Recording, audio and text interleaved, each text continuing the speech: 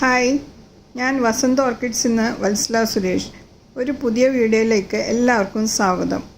ഇന്നത്തെ വീഡിയോ ഈ വേനൽക്കാലത്ത് ഡെൻഡ്രോബിയം ഓർക്കിഡ് നമുക്ക് എങ്ങനെ സംരക്ഷിച്ചെടുക്കാം എന്നുള്ളതാണ്. അതിനായിട്ട് ഞാനിവിടെ 4 ടിപ്സ് കാണിച്ചു തരുന്നുണ്ട്. അത് നിങ്ങൾ ഫോളോ ചെയ്യുകയാണെങ്കിൽ ഈ കടുത്ത വേനലിനും നിങ്ങളുടെ ഡെൻഡ്രോബിയം ഓർക്കിഡിനെ നന്നായിട്ട് സംരക്ഷിക്കാൻ പറ്റുന്നതാണ്. എന്നാൽ നമുക്കിനി വീഡിയോയിലേക്ക് പോയാലോ.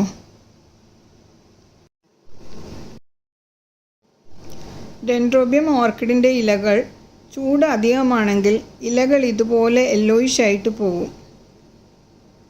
ഇലകൾ ഇങ്ങനെ നല്ല പച്ച കളറിലാണ് ഇരിക്കേണ്ടത്. ചൂട് വളരെ കൂടുതലാണെങ്കിൽ ഇലയുടെ നടുക്ക് പൊള്ളിയിട്ട് ഒരു ദ്വാരം തന്നെ വീഴാൻ ചാൻസ് ഉണ്ട്. അപ്പോൾ നമ്മൾ ചെടികളെ എങ്ങനെ സംരക്ഷിച്ചെടുക്കാമെന്ന് നോക്കാം. ഇതിനായിട്ട് നമുക്ക് ആദ്യത്തെ മെത്തേഡിലേക്ക് പോകാം. അതിനായിട്ട് ചട്ടിയുടെ മുകൾ ഭാഗത്തെ തൊണ്ടും കരിയും ഒന്ന് ചെറുതായിട്ട് ഇളക്കിയിട്ട് അവയെ നമുക്ക് മാറ്റിയെടുക്കണം. ചെടി ഒരു സ്റ്റിക്ക് വെച്ചിട്ട് ടാഗ് ചെയ്തിരിക്കുന്നതുകൊണ്ട് ചെടിക്ക് ഇളക്കമൊന്നും തട്ടുന്നില്ല.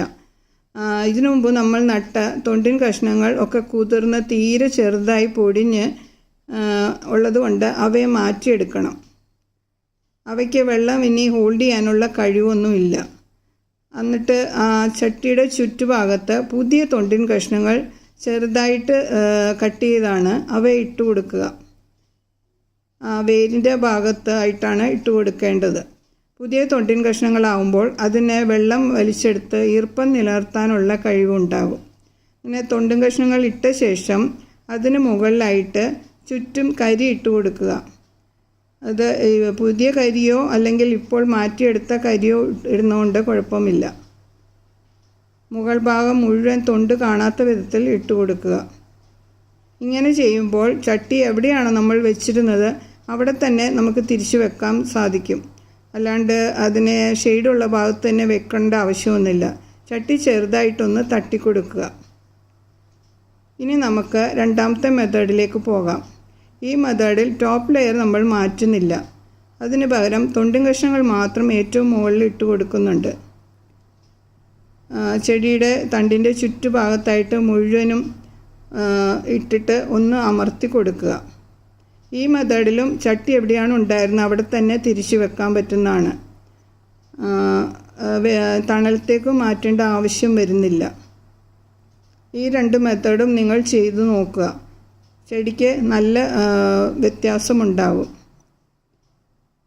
ഇനി നമുക്ക് മൂന്നാമത്തെ മെത്തേഡിലേക്ക് പോകാം. അത് വൈകിട്ട് വെയിൽ നന്നായിട്ട് ആറുമ്പോൾ ചെടികൾക്ക് നല്ലതുപോലെ വെള്ളം ഒഴിച്ച് കൊടുക്കുക എന്നുള്ളതുണ്ട്. ഇവിടെ ഞങ്ങൾക്ക് മിസ്റ്റ് ഇറിഗേഷൻ ഉള്ളതുകൊണ്ട് ഞാൻ എല്ലാ ദിവസവും വൈകിട്ട് മിസ്റ്റാണ് ഇട്ട് കൊടുക്കുന്നത്. അത് ചെടികളെ മാത്രമല്ല ചുറ്റുമുള്ള അന്തരീക്ഷം തന്നെ ഒന്ന് തണുപ്പാക്കിയിട്ട് ഒരു കൂൾ ക്ലൈമറ്റ് ചെടികൾക്ക് കിട്ടുന്നതാണ്. ഇനി 4ാമത്തെ ടിപ്പ് ചെടികൾക്ക് ജൈവവളം മാത്രം കൊടുക്കുക എന്നുള്ളതാണ്.